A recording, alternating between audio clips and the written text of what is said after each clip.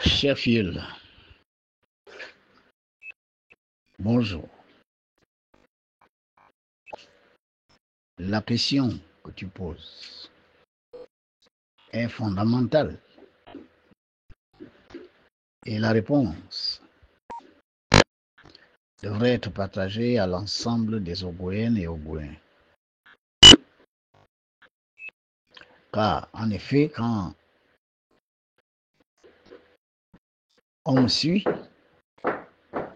j'essaie d'être précis et j'essaie d'amener à la compréhension d'un profane les grands mystères qui autrefois n'étaient révélés qu'aux initiés. C'est ma mission.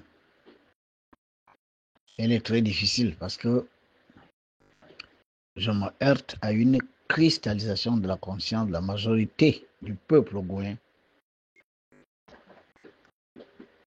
dans la religion, où l'on prône la croyance en un Dieu anthropomorphique, alors que Dieu n'est assis nulle part, avec une tête, des jambes et des pieds. On croit en ce que tout ce qui n'est pas dans un livre qu'ils appellent la Bible est forcément satanique. On dit aux gens, ne lisez pas autre chose que la Bible. Mais de façon surprenante, ces gens ont des diplômes qui n'ont rien à voir avec la religion, mais qui parfois sont des diplômes de psychologie, de philosophie. Comment à quelqu'un qui doit avoir un master en philosophie, vous allez lui demander de ne lire que la Bible? Mais qu'est-ce qu'il va étudier en philosophie? Quelqu'un qui fait des études de psychologie, qui est chrétien, on lui dit ne lis pas autre chose que la Bible. Comment il fait pour avoir un master en psychologie? Et ce qu'il va lire là, pour devenir psychologue, est-ce que c'est forcément dit dans la Bible? Or, aussi bien la philosophie que la psychologie, ça concerne l'esprit de l'homme. Bon, maintenant, au nom de quoi vous allez interdire à quelqu'un de lire un autre livre que le vôtre, soi-disant les autres livres sont sataniques? Ce sont ces autres livres qui ont fait des psychologues, qui ont fait des philosophes, qui ont fait des parapsychologues, qui ont fait des psychiatres, etc., etc. Bon, toutes ces sciences-là doivent être réduites à l'hérésie, car ce n'est pas dans la Bible. Ce qui est très surprenant, c'est que ces hauts diplômés-là, avec un intellect aussi développé, arrivent quand même à se laisser berner par ça. C'est très surprenant que des gens qui sont des biologistes, des docteurs en biologie, mais ils croient quand même que le serpent avait des pattes. Et qu'on a puni le serpent, c'est pour ça que physiquement, il n'a pas les pattes. Parce que, tel qu'ils interprètent les choses, ça s'est passé physique. C'est-à-dire, le serpent, physiquement, n'a pas les pattes, tout simplement parce qu'il a violé les lois de Dieu. Le serpent, c'est un animal ou un humain? Mais le biologiste, docteur en biologie, master 2 en biologie, il rentre dans une église, on lui dit ça, il croit ça. Non, c'est là qu'on parle d'envoûtement. Ils nous ont envoûtés. Ils vous ont envoûtés. Mais les gens sont envoûtés. Parce que si un docteur en biologie, qui enseigne la biologie à l'université, croit que le serpent avait des pattes, alors que c'est prouvé nulle part, croit que les serpents ont parlé à un moment donné de notre histoire, croit que Satan est venu parler à une femme, tout ça physique. Ce Satan avec quelle forme? Et on vous dit qu'il avait la forme d'un serpent. Et on fait des sketchs où on montre un serpent qui parle à un humain. Mais le biologiste croit quand même ça, le médecin croit ça, l'ingénieur croit ça. Mais c'est là que on parle d'envoûtement. Là, il n'y a rien d'autre à dire. Les gens ont été envoûtés. Quand ces gens-là sont venus ici, la plupart c'était des francs-maçons. Mais des loges noires du monde entier. Je vous dis la vérité. La franc-maçonnerie, oui. Mais il y a des cercles ténébreux là-dedans. C'est ça que je m'évertue à vous dire. Les loges noires, il y en a 99 dans le monde. Les gens sont venus, alors qu'ils appartenaient à des loges noires, sont venus vous enseigner la religion qui, en réalité, vous égare.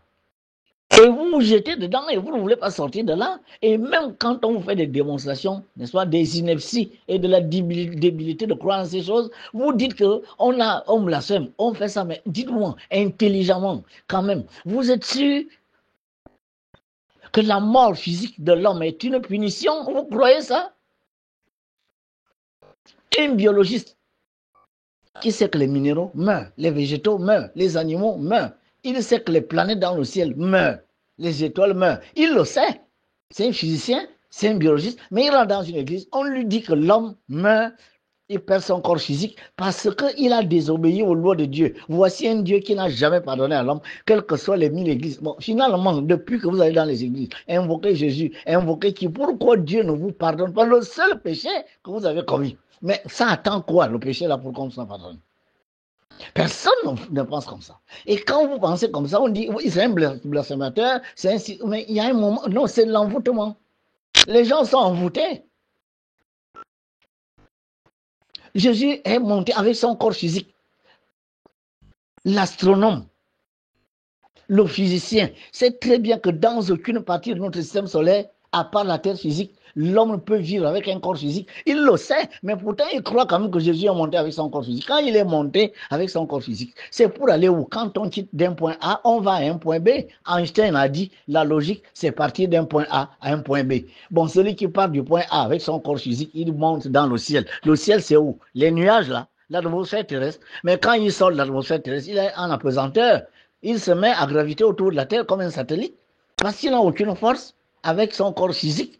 Au-delà de cette atmosphère, encore faudrait-il traverse l'atmosphère qui est à 5000 degrés Celsius. L'atmosphère qui est là, qui protège la Terre contre les projectiles qui viennent de l'espace, est à 5000 degrés. Bon, le corps Jésus, quand il est arrivé dans l'atmosphère, quel est le corps physique qui va résister à 5000 degrés? Ok, ma question est celle-là, et personne ne la pose. Pourquoi lui, il est parti avec son corps physique et vous allez dormir dans les tombes? Mais pourquoi vous, alors, les pasteurs, les prêtres, vous ne partez pas avec votre corps physique? On a bien envie de voir un pasteur partir avec le corps physique parce qu'il a servi ce fameux Jésus. On veut bien voir un prêtre, le pape, je ne sais pas pourquoi on l'a enterré. Pourquoi le pape n'est pas parti avec son corps physique, comme l'a fait Jésus? Vous ne l'appelez pas le Saint-Père. Donc voilà un Saint-Père qui est incapable de faire ce que celui pour qui il est devenu riche sur terre a fait. Le pape n'est pas parti avec son corps physique. Personne n'est parti avec son corps physique. Depuis que vous parlez de ces choses-là, personne, on n'a jamais vu personne partir avec son corps physique. Ça veut dire que si Jésus est là-bas, tout seul, je ne sais pas sur quelle planète, dans quelle étoile, il doit être tout seul. Parce que personne, Pierre, Jacques, Luc, ont tous des tombes. Moïse est mort sur le mont Sinaï. On n'a pas vu Moïse monter avec son corps physique. Mais dans les corps physiques qui montent là, tout ce monde-là, ils ne sont pas montés avec les corps physiques. Pourquoi ils attendent quoi? Un corps physique, il pourrit. Il devient la terre. Quand on va vous ressusciter, alors qu'un requin vous a mangé, alors que vous avez explosé dans l'air là-bas, votre corps a été pulvérisé. Un autre corps s'en va, il n'y a plus les bras, il n'y a plus les jambes. Parce que tu as été amputé, machin, le cancer, on a enlevé sur ça. Quand tu seras ressuscité, tu vas ressusciter dans quel corps, à quel âge et dans quel intérêt? Les gens se posent pas ces questions pour comprendre que la Bible est un livre sacré écrit par des kabbalistes. Pour comprendre le langage de la Bible, il faut être kabbaliste. Et la kabbale, dans les églises, on dit que c'est satanique. Mais du coup, on vous ferme la porte, la compréhension de ce que vous devez comprendre. Et l'égoïsme est là pour vous ouvrir cette porte. Cette porte. Et dans l'égoïsme, il y a des dimensions. Maman Eo, vous la contactez d'abord par simple image. L'image de son palais, de son champ de force. C'est cette image que vous avez là. Cette image a été chargée par elle-même. Dès que vous la regardez, vous vous concentrez dessus. Elle est en communion avec vous. Donc, par rapport à ta question, cher Chiel, comment allons-nous savoir si un démon n'a pas pris le corps de Maman Eo? À ce niveau-là, aucun démon ne peut venir interférer avec cette image. Impossible, parce que l'image est chargée par une divinité et elle est donc protégée. Elle émet de la lumière, une lumière qui ne peut pas permettre à un esprit démoniaque, fantomatique, larvaire ou élémentaire de venir tenter de la perturber. 1. 2. À la deuxième dimension, on vous apprend la numérologie des esprits. La numérologie. Donc, ça veut dire que Maman Eo a une numérologie. Cette numérologie-là doit pouvoir apparaître quand vous faites son image mentale, parce que ce serait d'abord ça. Vous allez devoir faire son image mentale parce que dans l'initiation, on va vous montrer quelle image vous devez visualiser quand vous voulez maintenant entrer en contact mental avec Maman Yeo. Et on vous montrera son sceau, le sceau SCEAU.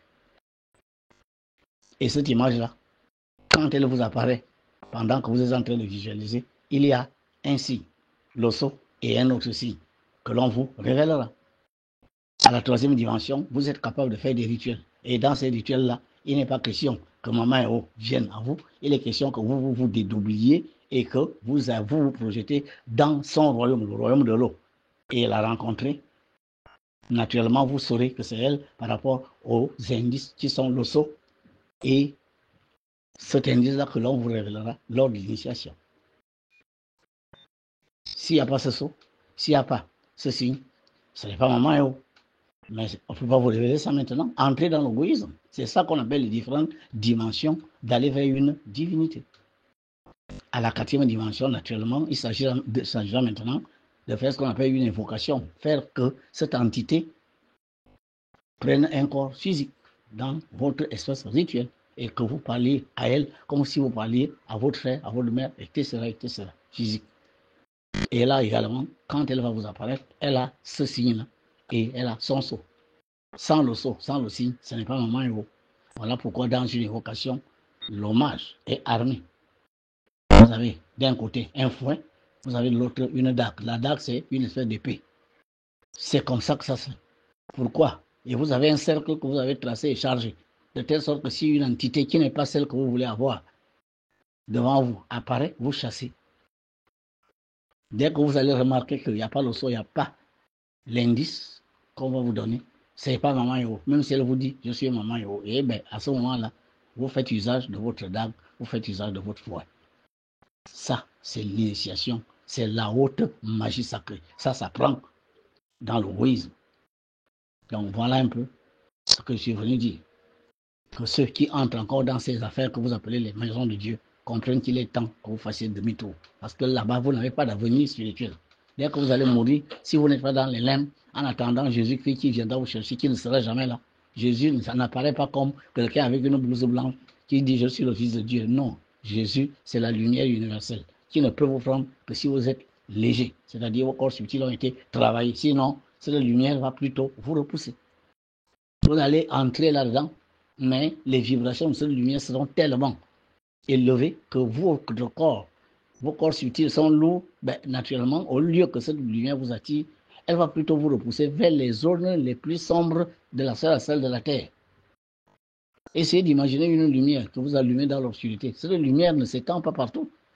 Elle a un début. Il y a des endroits où elle brille encore, mais des endroits où vous commencez à la sentir moins. Et il y a des endroits où, malgré la lumière, celui qui est dans les ténèbres voit la lumière, mais cette lumière n'arrive pas à lui.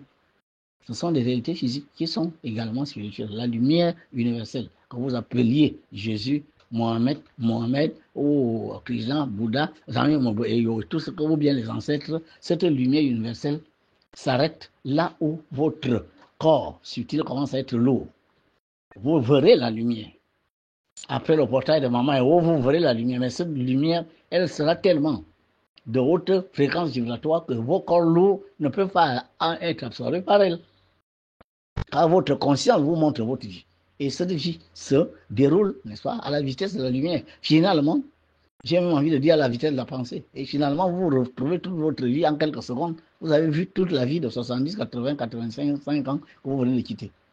Et cette lourdeur-là, que vous allez voir par les moments où vous avez refusé l'enseignement, vous avez refusé l'initiation, vous avez refusé si quelqu'un venait vous dire attention, laissez ça, allez plutôt là-bas, vous avez refusé, vous êtes allé faire des fausses initiations, vous êtes allé faire, n'est-ce pas, les communions à l'église et tout ça là, donner crédit offrande, enrichir les pasteurs et les prêtres, ben, vous serez obligé de venir hanter l'église. Je vous dis que les églises que vous voyez là, si vous aviez le troisième œil, vous allez voir les fantômes qui sont dans l'église. Il y a plus de morts dans les églises que de vivants. Les grands initiés de ce pays-là ne peuvent pas me contredire ce que je suis en train de vous dire. Les gens sont dans les églises, assis au même banc qu'ils s'asseyaient quand ils venaient à cette église.